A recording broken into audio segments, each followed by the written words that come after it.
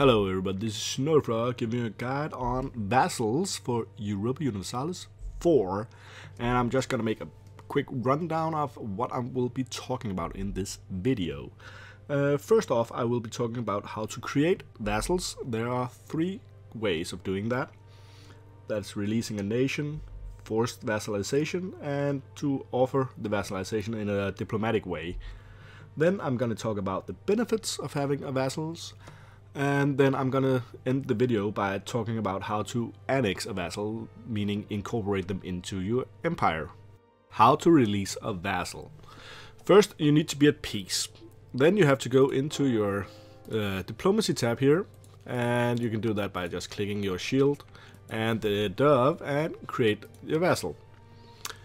If I were to release Hey Now here, it will show that it will be Haynau and Namur, these 2 provinces, and as of patch 1.2 I will actually be able to play as that vassal when I release it.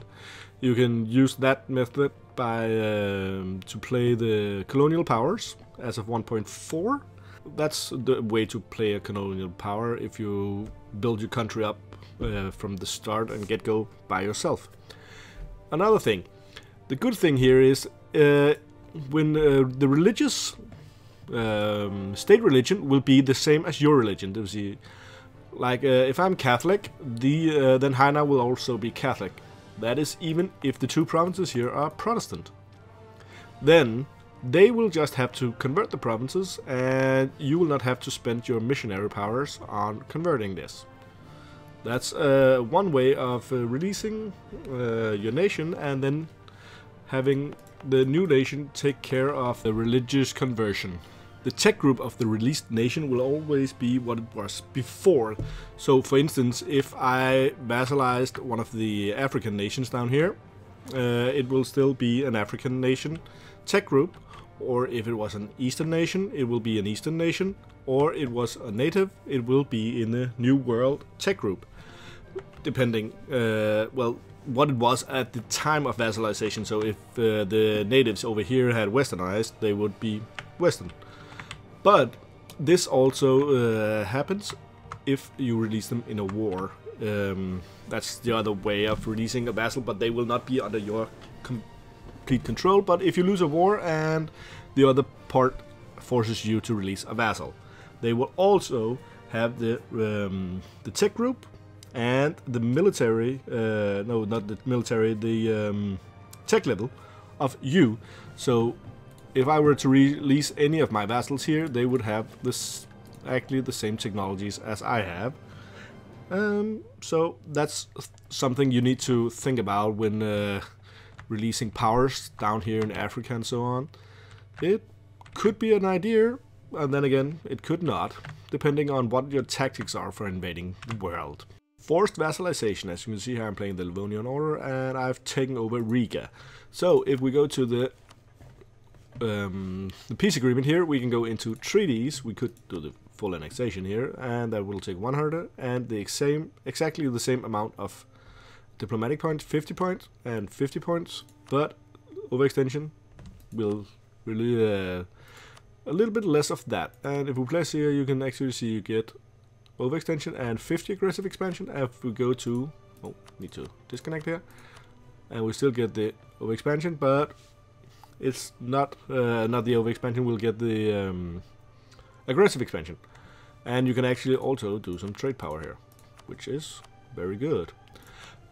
You can normally take at max, I would say, around 6 provinces, but if a country is around 2, 3, 4 provinces, and you're pretty sure that you will be able to vassalize them. And that could be a good way of doing this, because you don't get it's always 50 diplomatic, even though if it's 1 country or 4 countries. You will then be able to annex them later on, which will not cost you monarch points, which it would cost if you did the annexation and then had to core it. If it is a pagan nation that you're at war with, it can be better, because you can actually demand a full annexation no matter how many provinces they have. So you can actually demand a full annexation, and then you can go into the release here, the create vassal, and then release the nation right away, so that you will get some of the penalties, but you will then be able to annex the nation in afterwards, thus still saving you the admin power points on coring it.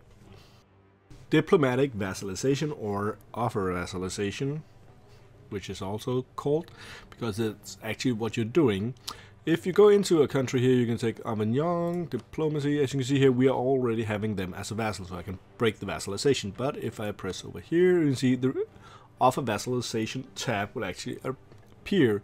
But there are a few requirements before you can even press this button. As you can see, you need to have a royal marriage, and that is right, you need to have a royal marriage. So if you're a bishopry, then you can't make any royal marriages, and therefore you cannot do a diplomacy vassalization of a country.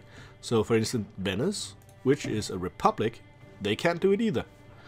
And some of the bishopries here aren't able to do it. Like I said, no royal marriage, therefore, nope, you cannot do diplomatic vassalization of the electors. Some of the electors here in the HRE. Here, as you can see, some of these are bishopries. These are kingdom. This is a bishopry, so you can only do these by warring. Just so you know it, you need to be a feudal monarchy, or just a monarchy actually, to be able to do vassalization the diplomatic way. That's a really important thing when you're choosing a country to start with. Then you need to have a military alliance. And if we take here, take the Savoy, you need to have an alliance as well. So you need to fill these requirements as well, and then you need to have the opinion here to be 190. But then again, if you take a look at it, you'll gain 25 from religion, I believe it is, and you'll gain 50 from the alliance and 25 for the royal marriage. So you are, if you have the same religion and the alliance and the royal marriage, then you'll have 100, and then you can do the improved relations, and you'll get another 100. So then you're on a good way. Then, as you can see here, I found a few. Urbino would actually like to be a vassal. You can take here. There are a lot of modifiers on this. There really is a lot, and the base tax is one of the modifiers, so you cannot. For instance, France cannot say to Aragon, "Oh, we want to vassalize you." No. As you can see there, some of the penalties. Subjects of its own, not possible. It's just give you -1000. So, all these modifiers, I'm not gonna go through them. There's quite a few. Some of the bad ones are the -1000 ones. If they are the major partner in a personal union, or they have vassals, or more than 30 base tax, or actually if they're not the same religious group as you. Those are the worst of them. Then there's the base tax, general base tax, which will be a huge difference. Can see, is it here? Nope. But that is also one, and there is a formula for it, but I'm not gonna go into it. It's quite advanced, and that penalty can go from a plus of 30 onto a -90. And that's the difference in base tax between the two countries. So if you see -70 or high up there, don't go for it. It's not worth it. But the way you do it is just go in here and see if we can get the royal marriage. And the alliance action here. Nope, we can't get the alliance. But we can in just a little second. And push the speed up.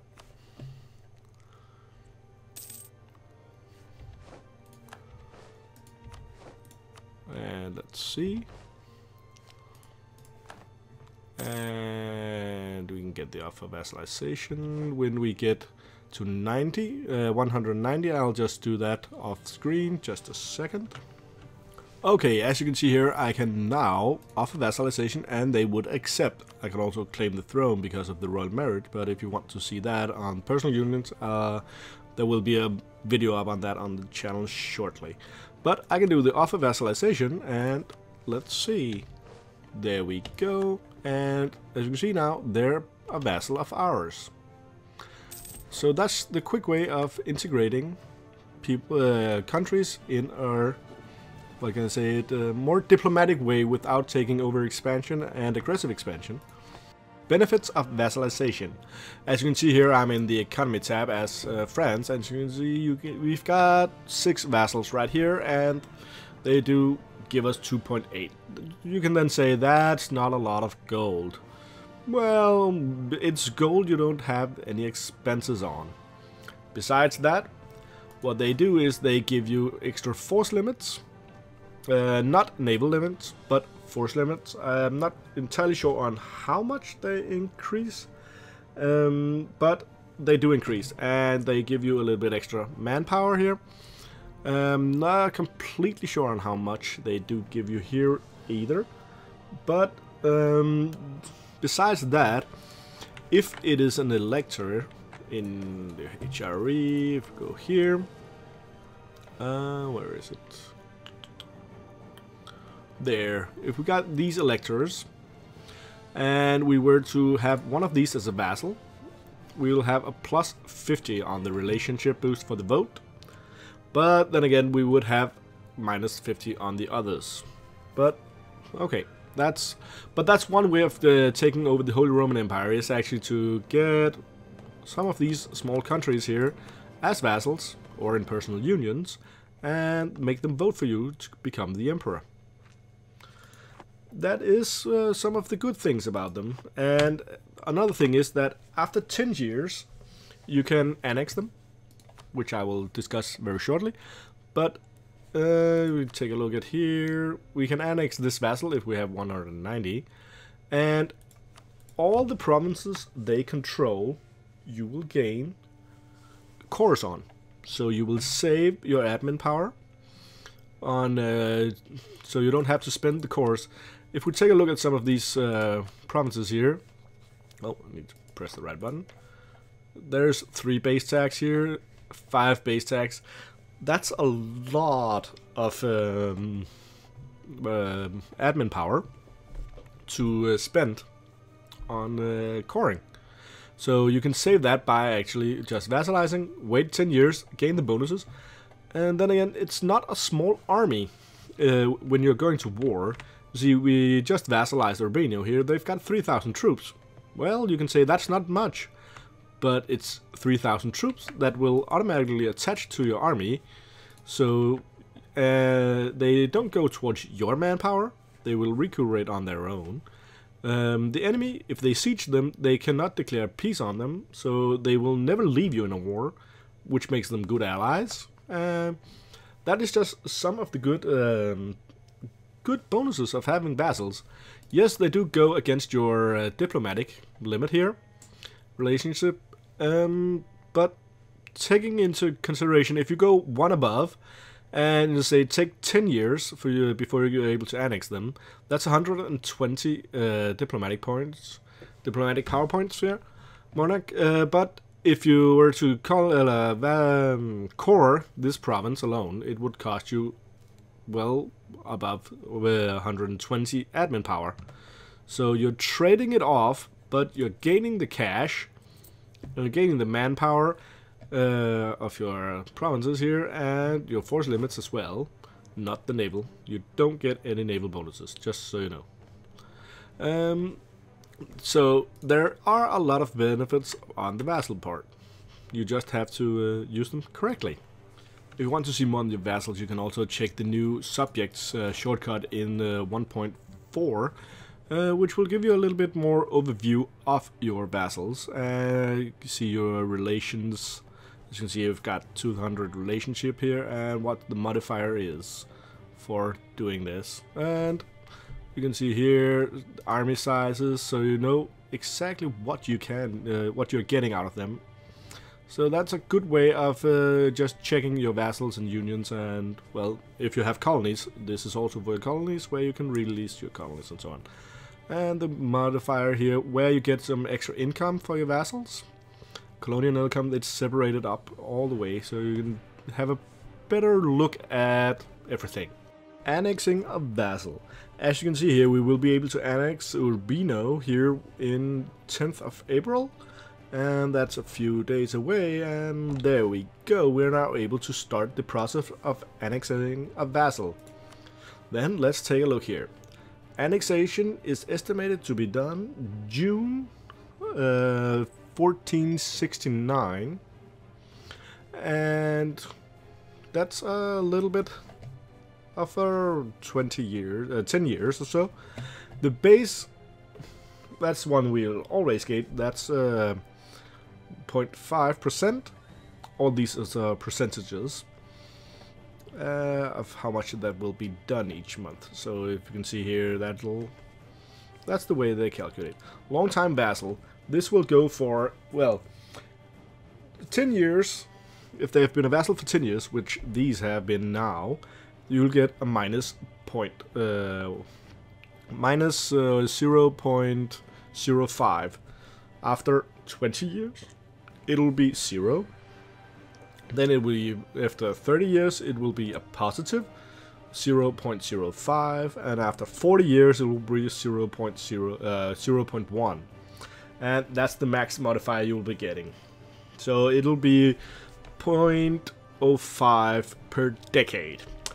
Then I've got diplomatic reputation 3. Where do I get those from? Well, I've actually taken this advisor here, and he's giving me diplomatic +5, and I've got another diplomatic reputation +0.8 there for the legitimacy as well. So they are improving when I'm gonna try and incorporate a nation as well, annexing a vassal. You can actually see this here, but by me accepting this, well, we can actually don't have to accept it. We just look here, June 1469, and giving the guy here kick. And oh, need to click here, there, annexing a vassal. It will take 3 more years, and it's actually gonna be quite lower. You can see here the diplomatic reputation is lowered extremely. For each diplomatic reputation, you'll get 0.1. So I've got a negative diplomatic reputation here, as you can see. And this calculated will give you 35. So that's actually why the diplomatic reputation. But that was this guy I had. I'm not sure I can actually hire him again. We can. It's gonna cost us a lot of money, but doesn't really matter. He's got 5 points. I have 1 point here, which will result in us getting... Oh. There. Diplomatic points is from the -1. These are some of the small modifiers, but as you can see here, the diplomatic reputations and so on. But that is what you want, and you need to have a 190 relationship with them, but that is pretty easy considering that you can improve relationship up to 200 with vassals, and as you can see here, I've got 185. You can improve it up to 200 with vassals and personal unions. What will then happen when they integrate to your country?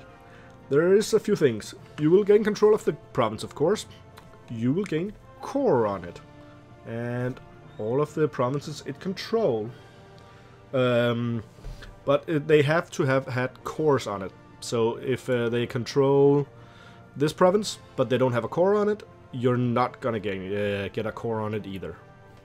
That's the difference with vassals and personal unions. One of the differences. Relationships with other vassals. So, for instance, when Urbino will be integrated, we'll have all these 5 other vassals we have here. They will get a -30. But that's when it's integrated. So, considering if you have 2 diplomats it could be okay, or if you just want to integrate one at a time, because it will decay over time, you can set one diplomat to start integrating, and just before he integrates the country, you can then send the next one on. Because you only need the 190 when you start the annexation. You don't have to have 190 all the way through. As soon as you started the annexation, nothing really matters. You don't have to consider anything about the relationship. They will be integrated. Except if they get some rebels taking over.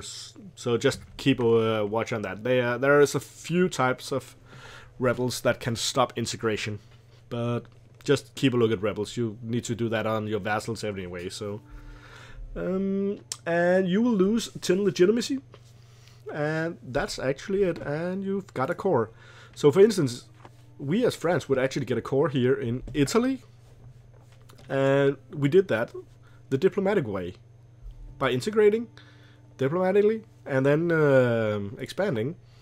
Then annexing, and then we can actually fabricate claims over here now. So that is a diplomatic way of gaining a foothold in different parts of the world. Hope this entire guide was helpful for you, and like, comment and subscribe. See you guys later. Bye.